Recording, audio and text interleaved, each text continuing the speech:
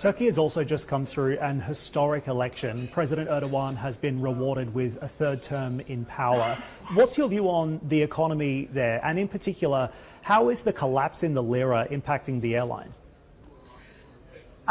Of course, many things are affecting and has an impact on the airlines, not only the elections, the economy, any type of different happenings in the country itself or in the countries where we operate. So airline is a sector which is impacted by many type of issues and what happening all around the world.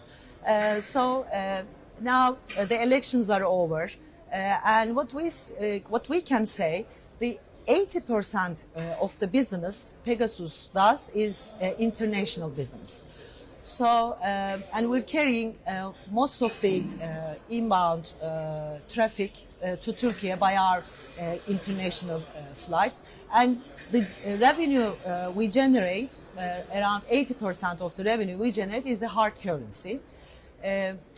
So therefore, when Turkey is affordable, when it gives high value for money to the incoming tourists, then our business is positively actually benefiting from this. And right now, Turkey is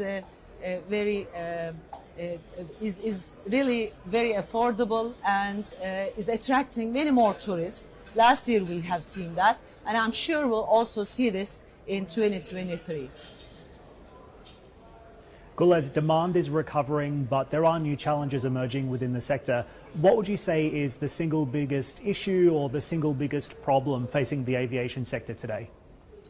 If we are talking about today, in the short term, the operational issues like the airport staff shortages in Europe and the airspace limitations, the slots, which affects our on-time performance in Europe is an issue. We have experienced this last year, those staff shortages, because our flights are getting service from those airports.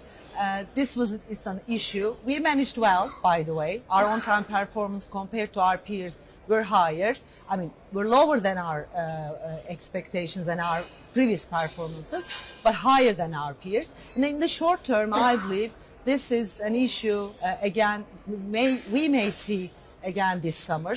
And in the longer term, I may say we're talking about this SAF, sustainability issues on the environment side.